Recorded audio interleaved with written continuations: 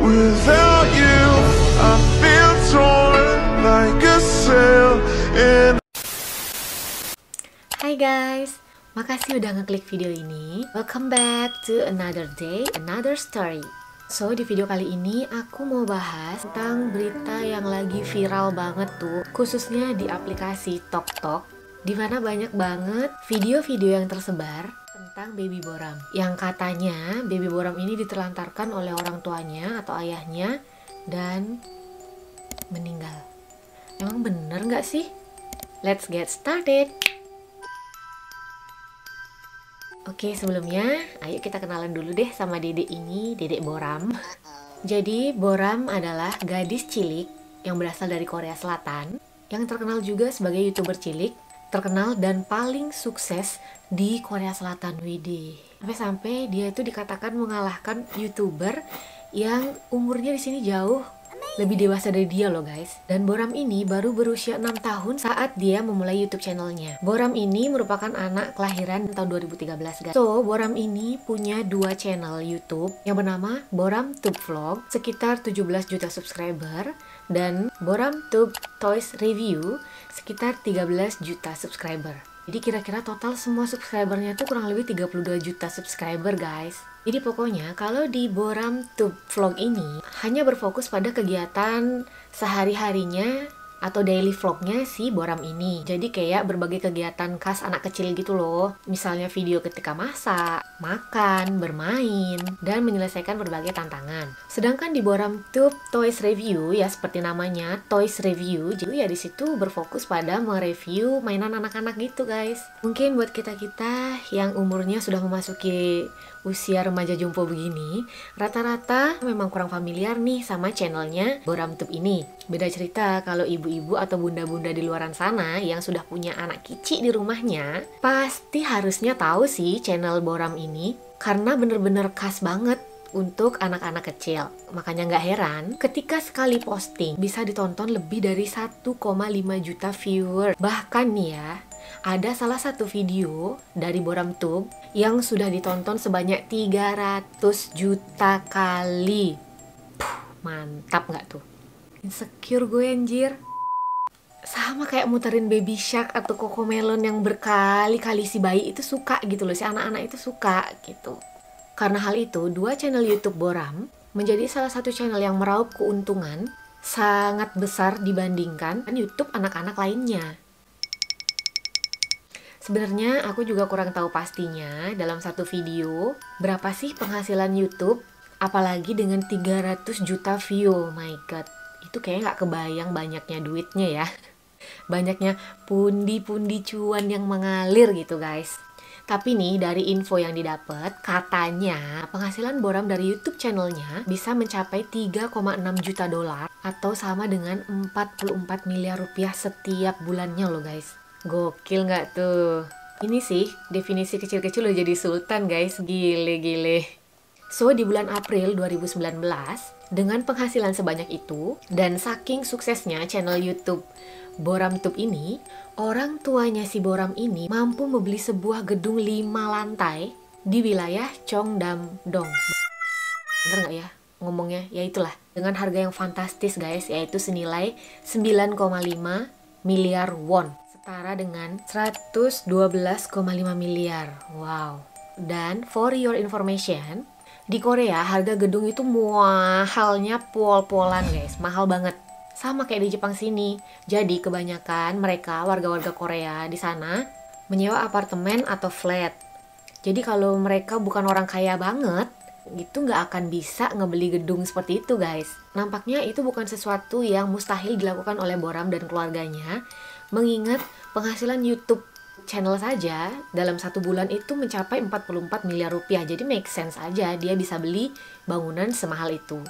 Pada September tahun 2017 silam, organisasi perlindungan anak yang bernama Save the Children melayangkan gugatan masalah kekerasan dan eksploitasi anak di bawah umur pada orang tua si Boram.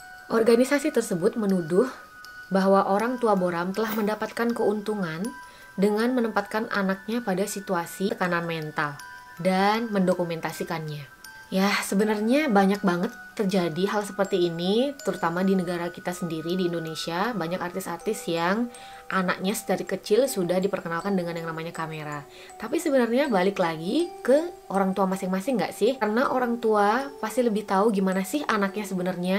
Kalaupun anaknya sangat senang, happy, sangat narsis ibaratnya, terbiasa dengan kamera, it's okay, why not gitu kan, untuk membiarkan mereka tampil di depan kamera.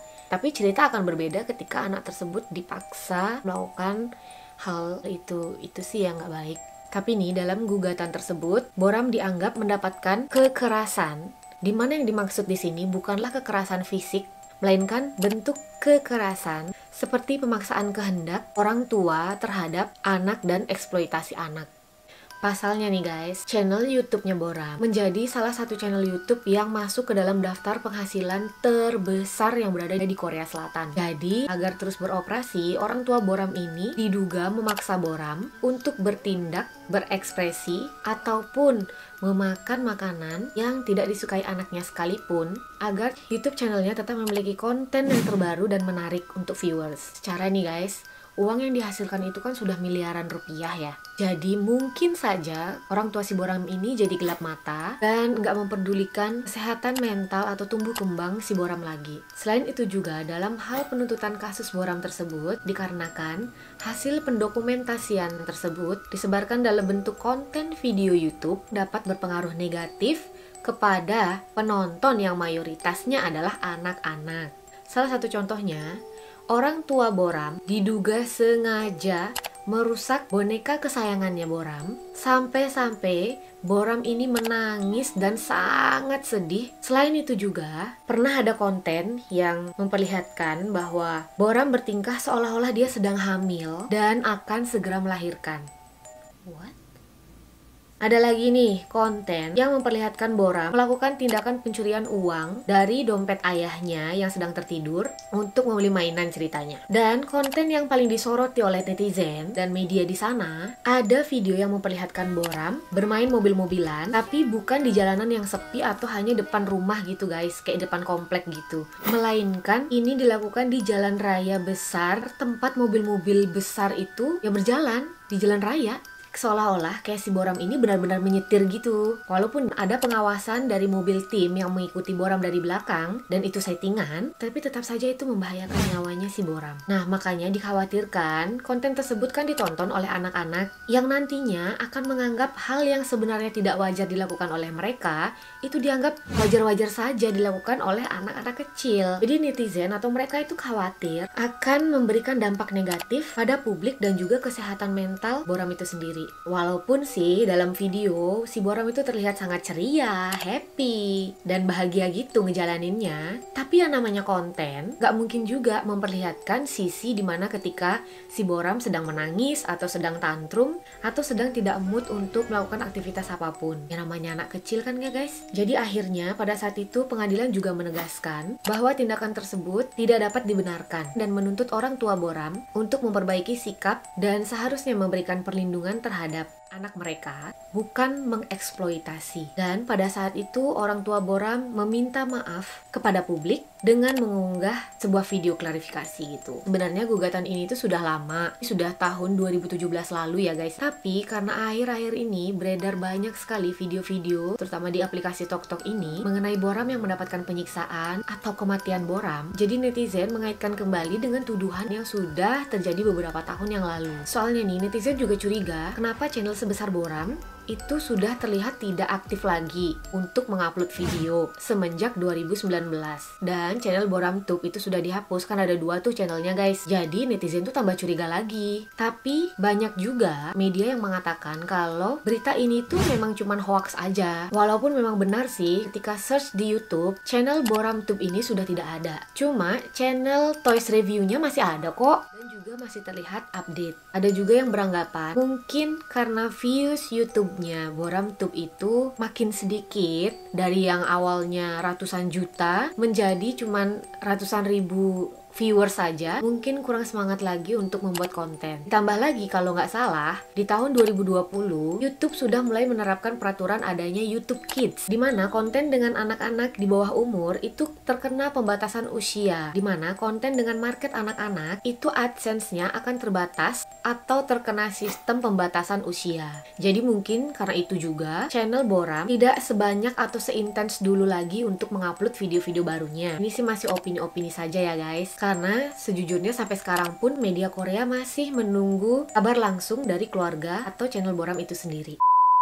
So guys, kita doakan saja ya Dedek Boram ini baik-baik aja dan sehat. Dan juga nih jadi pelajaran buat netizen, jangan mudah percaya dengan berita-berita yang baru muncul atau baru saja viral. Informasinya jangan ditelan mentah-mentah, kagak enak guys. So itu dia guys pembahasan kali ini. Kalau ada kurang atau salah-salah kata mohon maaf ya. Jangan lupa klik tombol subscribe-nya dan juga aktifkan lonceng notifikasinya biar kalian tahu kalau aku ngupload video baru. Oh iya, jangan lupa follow aku juga di IG @agitas23 dan DM atau komen buat ide kasus yang seru tentunya untuk kita bahas di next video. Oke guys, arigato.